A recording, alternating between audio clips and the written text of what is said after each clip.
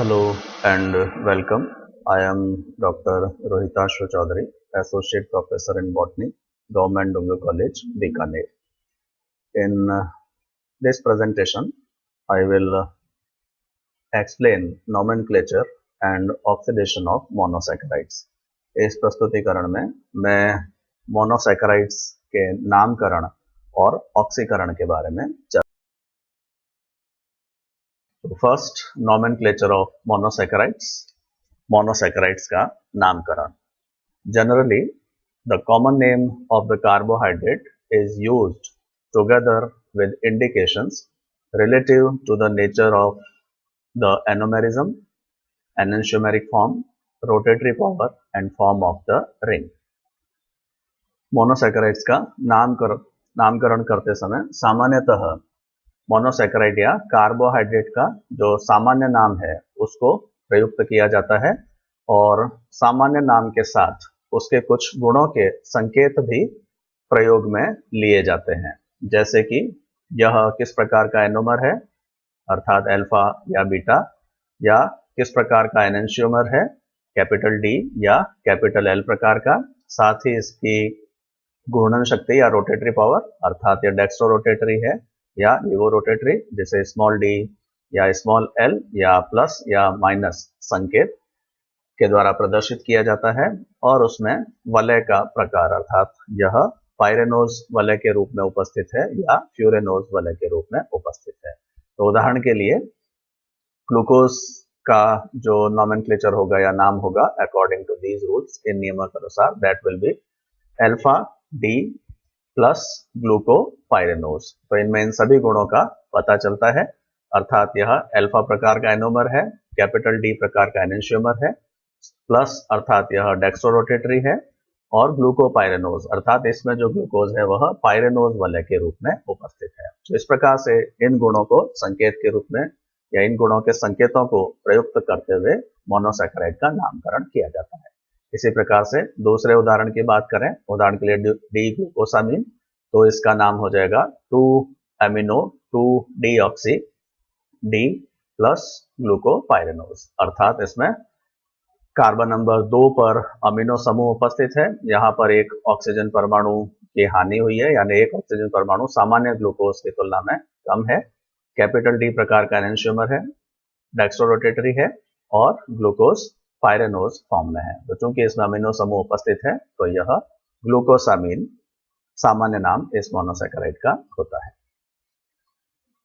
Abbreviated forms have been adopted to facilitate the writing. सामान्यतः यह नाम लिखते समय उनको संक्षिप्तीकृत रूप में लिखा जाता है, एब्रिविएटेड फॉर्म में लिखा जाता है, और उसके लिए प्रत्येक मोनोसैकेराइड के लिए एक मानक संक्षिप्तीकृत रूप प्रयोग में लिया जाता है. स्टैंडर्ड एब्रिविएटेड फॉर्म काम में ली जाती है. उदाहरण के लिए ग्लूकोज का संक्षिप्तीकृत रूप है GLC, गैलेक्टोज का संक्षिप्तीकृत रूप है GAL, मैनोज का संक्षिप्तीकृत रूप है MAN. इसी प्रकार से जो अन्य मोनोसैकेराइड्स हैं या कॉमन मोनोसैकेराइड्स हैं उनके संक्षिप्तीकृत रूप भी यहाँ पर दिए गए हैं. तो other abbreviated forms of some common monosaccharides are given here. Usually in abbreviated form, the nature of the ring and enantiomeric forms are also indicated. सामान्यतः जब भी संक्षिप्तीकृत नाम काम में लिया जाता है तो उसमें वलय का प्रकार भी सामान्यतः साथ में लिखा जाता है, यानी पाइरेनोज या फ्यूरेनोज प्रकार की वलय, और इसी प्रकार से जो उसकी एनेंशियोमेरिक फॉर्म है वह भी संक्षिप्तीकृत रूप में प्रदर्शित की जाती है, कैपिटल डी या कैपिटल एल प्रकार. तो उदाहरण के लिए D glucopyranose becomes D GLCP in abbreviated form.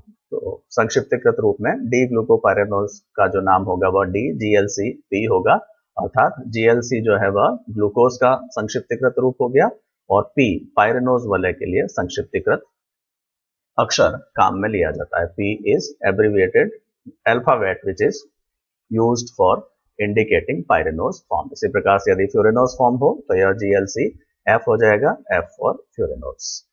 So this is how monosaccharides are named. So now next is oxidation of monosaccharides, and this oxidation of monosaccharides is also used as a test for reducing sugars.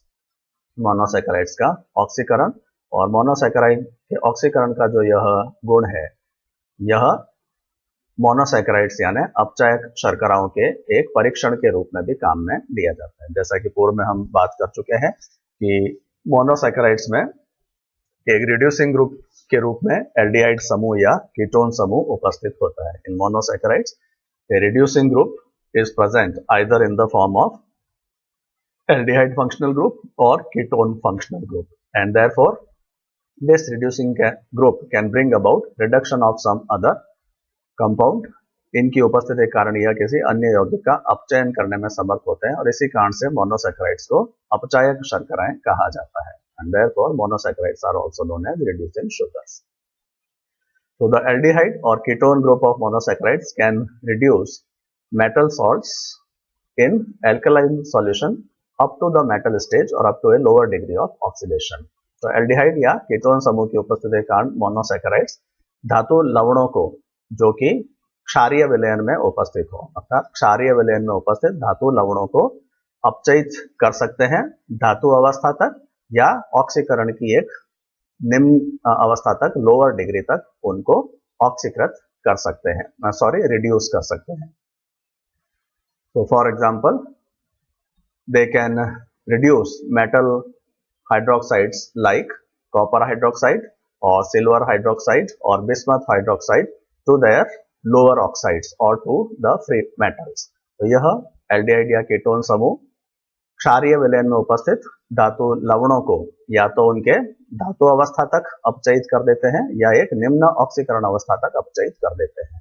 तो copper hydroxide या silver hydroxide या bismuth hydroxide को उनके lower oxides में परिवर्तित कर देंगे, निम्न ऑक्साइड्स में परिवर्तित कर देंगे या धातु अवस्था में परिवर्तित कर देंगे उनका अपचयन करके, and thereby oxidizing the free aldehyde और ketone group of neutral rotating mono and disaccharides. और साथ ही साथ यह एल्डिहाइड और कीटोन समूह जो स्वयं है वह भी साथ में ऑक्सीकृत हो जाते हैं। तो मोनोसैकेराइड्स या डाइसैकेराइड्स में जो एल्डिहाइड या कीटोन समूह उपस्थित है वह धातु लवणों को तो अपचयित कर देते हैं और धातु लवणों के अपचयन की इस क्रिया में स्वयं ऑक्सीकृत हो जाते हैं। एल्डिहाइड समूह या कीटोन समूह स्वयं ऑक्सीकृत। तो 10 cupric hydroxide or copper hydroxide is reduced to cuprous oxide and silver hydroxide and bismuth hydroxides are reduced to free metals. तो उदाहरण के लिए यदि हम बात करें तो क्यूप्रिक हाइड्रोक्साइड को यह एक लोअर ऑक्साइड में परिवर्तित कर देता है यानी क्यूप्रस ऑक्साइड में परिवर्तित कर देता है, और यदि क्षारीय विलयन में सिल्वर ऑक्साइड या बिस्मथ हाइड्रोक्साइड को हम काम में लेते हैं तो इनको शुद्ध धातु अवस्था तक या मुक्त धातु अवस्था तक यह अपचयित कर देते हैं, जिससे हमको सिल्वर या बिस्मथ फ्री मेटल के रूप में मुक्त धातु के रूप में प्राप्त हो जाते हैं। The reaction with cupric hydroxide proceeds as follows. तो यहाँ पर क्यूप्रिक हाइड्रोक्साइड के साथ जो अभिक्रिया होती है उसको प्रदर्शित किया गया है। तो reducing sugar plus metal salt that is present in cupric form 2Cu2+. So by aldehyde or ketone group of reducing sugar, the cupric salt is converted into cuprous form. Cupric ions are reduced to cuprous form, and at the same time the reducing sugar is oxidized to oxidized sugar. तो जब cupric ions और अपचायक शर्करा यानी monosaccharide साथ में होते हैं तो क्यूप्रिक आयन जो है वह अपचयित हो जाते हैं क्यूप्रस आयंस में, और साथ ही साथ जो अपचायक शर्करा है वह ऑक्सीकृत हो जाती है या ऑक्सीकृत शर्करा में परिवर्तित हो जाती है।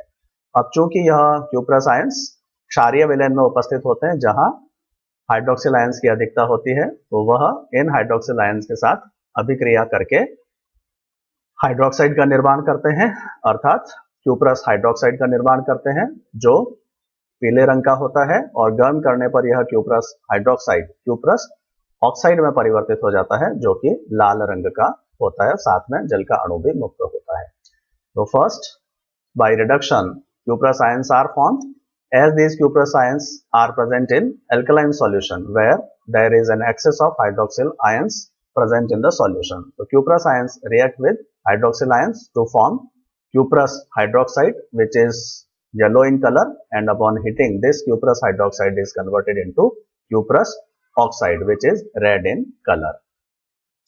So this is how this reaction takes place. इस प्रकार से यह अभिक्रिया संपादित होती है and one oxygen molecule is also released in this reaction. इस अभिक्रिया में एक जल का अणु भी मुक्त होता है.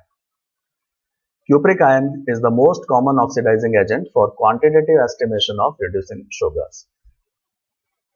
अपचायक शर्कराओं के मात्रात्मक परीक्षण के लिए सर्वाधिक सामान्य रूप से जो ऑक्सीकारी एजेंट काम में लिया जाता है या जो ऑक्सीकारक काम में लिया जाता है वह क्यूप्रिक आयन ही है. एंड दीज क्यूप्रिक आयंस और cupric ion is active ingredient of all the solutions which are used for testing reducing sugars.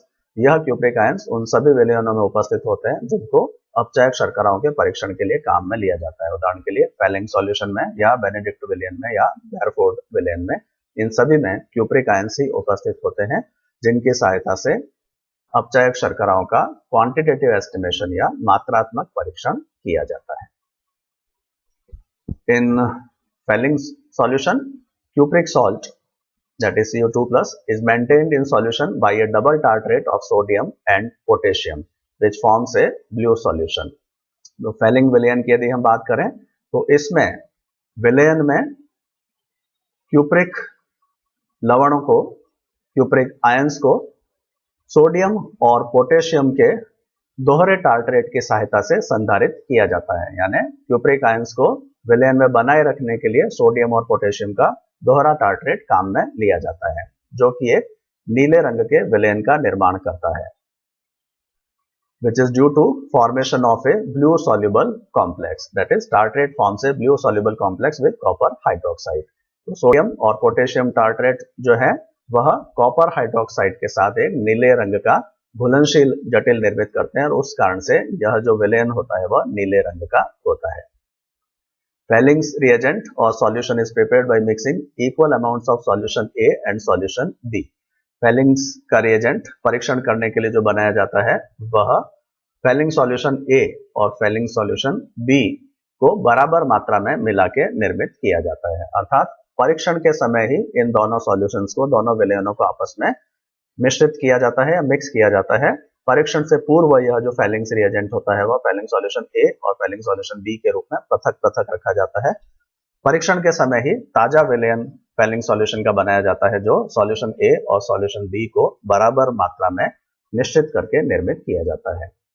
Fehling solution A is 7% copper sulphate. वास्तव में जो फेलिंग सॉल्यूशन ए है वह 7% विलयन होता है कॉपर सल्फेट का और सॉल्यूशन बी जो होता है उसमें 25% QH और 35% सोडियम पोटेशियम टार्टरेट उपस्थित होता है. Benedict's reagent consists of a single solution containing copper sulfate, sodium carbonate and sodium citrate. इस प्रकार से अपचायक शर्कराओं के परीक्षण के लिए बेनेडिक्ट विलयन भी काम में लिया जा सकता है, बेनेडिक्ट रिएजेंट भी काम में लिया जा सकता है. बेनेडिक्ट रिएजेंट एकल विलयन के रूप में उपस्थित होता है. जैसे कि पूर्व में हमने देखा फेलिंग सॉल्यूशन में दो सॉल्यूशन होते हैं ए और बी जिनको परीक्षण के समय ही आपस में मिलाया जाता है, लेकिन बेनेडिक्ट विलयन में ऐसा नहीं होता. उसमें एक ही विलयन उपस्थित होता है जो पहले से निर्मित होता है. इस विलयन में यानी बेनेडिक्ट रिएजेंट में कॉपर सल्फेट उपस्थित होता है, सोडियम कार्बोनेट उपस्थित होता है जो कि QH के स्थान पर काम में लिया जाता है. फेलिंग सॉल्यूशन में QH काम में लिया जाता है लेकिन इसके स्थान पर बेनेडिक्ट सॉल्यूशन में सोडियम कार्बोनेट काम में लिया जाता है. इसी प्रकार से बेनेडिक्ट सॉल्यूशन में सोडियम सिट्रेट उपस्थित होता है जो कि सोडियम पोटेशियम टार्टरेट के स्थान पर उपस्थित होता है. अर्थात फेलिंग सॉल्यूशन में सोडियम पोटेशियम टार्टरेट पाया जाता है लेकिन बेनेडिक्ट सॉल्यूशन में सोडियम पोटेशियम टार्टरेट के स्थान पर सोडियम सिट्रेट उपस्थित होता है. The reduction in alkalinity by sodium carbonate makes it possible to keep two solutions, that is copper sulfate and sodium citrate solution, mixed as one solution indefinitely, which is unlike Felling solution. तो यहाँ पर sodium carbonate को इसलिए काम में लिया जाता है ताकि क्षारीयता को तुलनात्मक रूप से कम किया जा सके और क्षारीयता के कम होने पर यह संभव होता है कि इन दो विलयनों को अर्थात कॉपर सल्फेट के विलयन को और सोडियम सिट्रेट के विलयन को हम मिश्रित रूप में अनिश्चित काल के लिए रख सकते हैं. अर्थात फेलिंग सॉल्यूशन में उनको मिश्रित करके नहीं रखा जा सकता क्योंकि वहां पर QH उपस्थित होता है और इस QH की उपस्थिति के कारण क्षारीयता बहुत अधिक होती है, अतः विलयन अधिक समय तक सुरक्षित नहीं रहता है.